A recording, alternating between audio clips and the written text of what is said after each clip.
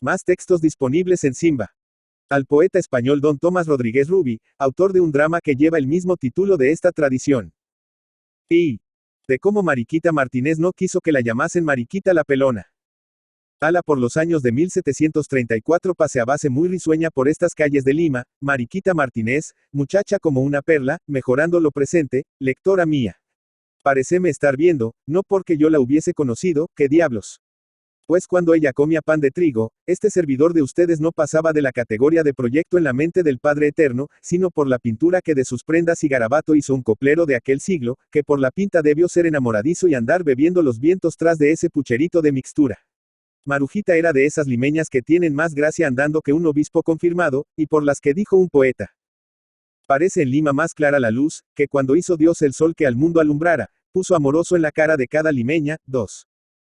En las noches de luna era cuando había que ver a Mariquita paseando, puente arriba y puente abajo, con alvísimo traje de zaraza, pañuelo de tul blanco, zapatito de 4 puntos y medio, dengue de resucitar difuntos, y la cabeza cubierta de jazmines.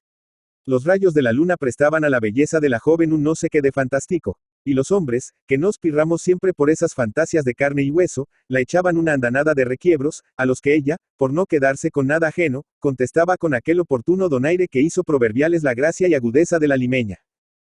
Mariquita era de las que dicen, yo no soy la salve para suspirar y gemir. Vida alegre, y hacer sumas hasta que se rompa el lápiz o se gaste la pizarra. En la época colonial casi no se podía transitar por el puente en las noches de luna. Era ese el punto de cita para todos. Ambas aceras estaban ocupadas por los jóvenes elegantes, que a la vez que con el airecito del río hallaban refrigerio al calor canicular, deleitaban los ojos clavándolos en las limeñas que salían a aspirar la fresca brisa, embalsamando la atmósfera con el suave perfume de los jazmines que poblaban sus cabelleras. La moda no era lucir constantemente aderezos de rica pedrería, sino flores. Y tal moda no podía ser más barata para padres y maridos, que con medio real de plata salían de compromisos, y aún sacaban alma del purgatorio. Tenían, además, la ventaja de satisfacer curiosidades sobre el estado civil de las mujeres, pues las solteras acostumbraban ponerse las flores al lado izquierdo de la cabeza y las casadas al derecho. Todas las tardes de verano cruzaban por las calles de Lima varios muchachos, y al pregón del jazminero, salían las jóvenes a la ventana de reja, y compraban un par de hojas de plátano, sobre las que había una porción de jazmines, diamelas, aromas, suches, azahares, flores de chirimoya, y otras no menos perfumadas. Las limeñas de entonces buscaban sus adornos en la naturaleza, y no en el arte. La antigua limeña no usaba elixires odontálgicos ni polvos para los dientes, y, sin embargo, era notable la regularidad y limpieza de estos. Ignorábase aunque en la caverna de una muela se puede esconder una California de oro, y que con el marfil se fabricarían mandíbulas que nada tendrían que envidiar a las que Dios nos regalara. ¿Saben ustedes a quién debía la limeña la blancura de sus dientes? Al raicero. Como el jazminero, era este otro industrioso ambulante que vendía ciertas raíces blandas y jugosas, que las jóvenes se entretenían en morder restregándolas sobre los dientes. Parece broma, pero la industria decae. Ya no hay jazmineros ni raiceros, y es lástima, que a verlos, les caería encima una contribución municipal que los partiera por el eje, en estos tiempos en que hasta los perros pagan su cuota por ejercer el derecho de ladrar. Y, con venia de ustedes, también se han eclipsado el pajuelero o vendedor de mechas azufradas, el puchero o vendedor de puntas de cigarros, el anticuchero y otros industriosos. Digresiones a un lado, y volvamos a Mariquita. La limeña de Marras no conoció peluquero ni castaña sino uno que otro risito volado en los días de repicar gordo, ni fierros calientes ni papillotas, ni uso jamás aceitillo, balsamos, glicerina ni pomadas para el pelo. El agua de Dios y San se acabó, y las cabelleras eran de lo bueno, lo mejor. Pero hoy dicen las niñas que el agua pudre la raíz del pelo, y no estoy de humor para armar gresca con ellas sosteniendo la contraria. También los borrachos dicen que prefieren el licor, porque el agua cría ranas y sabandijas. Mariquita tenía su diablo en su mata de cabellos. Su orgullo era lucir dos lujosas trenzas que, como dijo Zorrilla pintando la hermosura de Eva, la median en pie la talla entera. Una de esas noches de luna iba Mariquita por el puente lanzando una mirada a este, esgrimiendo una sonrisa a aquel, endilgando una puya al de más ala, cuando de improviso un hombre la tomó por la cintura, sacó una afilada navaja, y ¡zas! En menos de un periquete le rebanó una trenza.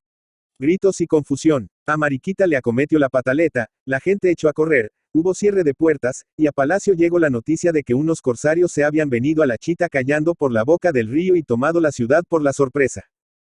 En conclusión, la chica quedó mocha, y para no dar campo a que la llamasen Mariquita la Pelona, se llamó a buen vivir, entró en un beaterio y no se volvió a hablar de ella.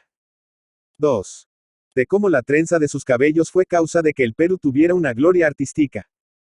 El sujeto que, por berrinche, había trasquilado a Mariquita era un joven de 26 años, hijo de un español y de una india. Llamábase Baltasar Gavilán. Su padre le había dejado algunos cuartejos. Pero el muchacho, encalabrinado con la susodicha hembra, se dio a gastar hasta que vio el fondo de la bolsa, que ciertamente no podía ser perdurable como las 5 monedas de Juan Espera, en Dios, alias el judío errante. Era padrino de Baltasar el Guardián de San Francisco, fraile de muchas campanillas y circunstancias, quien, aunque profesaba al ahijado gran cariño, echó un sermón de 3 horas al informarse del motivo que traía en cuitas al mancebo.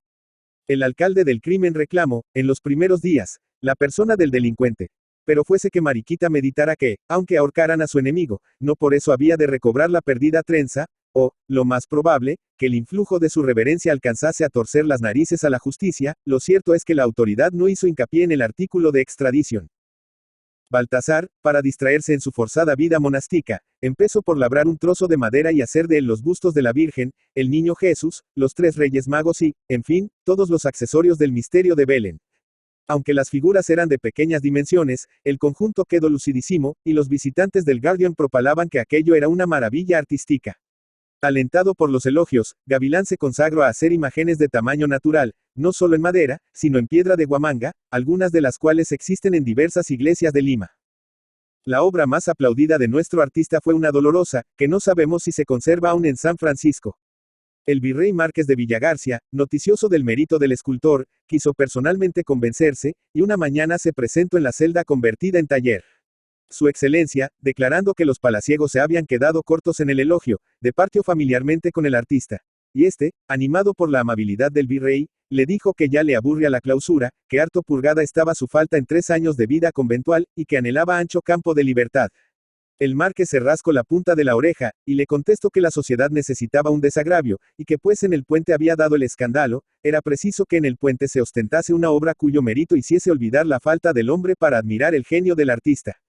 Y con esto, su excelencia giró sobre los talones y tomó el camino de la puerta. 5 meses después, en 1738, celebrábase en Lima, con solemne pompa y espléndidos festejos, la colocación sobre el arco del puente de la estatua ecuestre de Felipe V. En la descripción que de estas fiestas hemos leído, son grandes los encomios que se tributan al artista. Desgraciadamente para su gloria, no le sobrevivió su obra, pues en el famoso terremoto de 1746, al derrumbarse una parte del arco, vino al suelo la estatua. Y aquí queremos consignar una coincidencia curiosa. Casi a la vez que caía de su pedestal el busto del monarca, recibióse en Lima la noticia de la muerte de Felipe V a consecuencia de una apoplejía fulminante, que es como quien dice un terremoto en el organismo. 3. De cómo una escultura dio la muerte al escultor. Los padres agustinianos sacaban, hasta poco después de 1824, la célebre procesión de Jueves Santo, que concluya, pasada la medianoche con no poco barullo, alaraca de viejas y escapatoria de muchachas. Más de 20 eran las andas que componían la procesión, y en la primera de ellas iba una perfecta imagen de la muerte con su guadaña y demás menesteres, obra soberbia del artista Baltasar Gavilán. El día en que Gavilán dio la última mano al esqueleto fueron a su taller los religiosos y muchos personajes del país, mereciendo entusiasta y unánime aprobación el buen desempeño del trabajo. El artista alcanzaba un nuevo triunfo. Baltasar, desde los tiempos en que vivió asilado en San Francisco, se había entregado con pasión al culto de Baco, y es fama que labró sus mejores efigies en completo estado de embriaguez. Hace poco leí un magnífico artículo sobre Edgardo Poe y Alfredo de Musset, titulado El alcoholismo en literatura. Baltasar puede dar tema para otro escrito que titularíamos El alcoholismo en las bellas artes. El alcohol retemplaba el espíritu y el cuerpo de nuestro artista. Era su ninfa egeria, por decirlo así. Idea y fuerza, sentimiento y verdad, todo lo hallaba Baltasar en el fondo de una copa. Para celebrar el buen término de la obra que le encomendaron los agustinos, fuese Baltasar con sus amigos a la casa de Bochas y se tomó una turca soberana. Agarrándose de las paredes pudo, a las 10 de la noche, volver a su taller, cogió pedernal, eslabón y pajuela, y encendiendo una vela de cebo se arrojó vestido sobre la cama.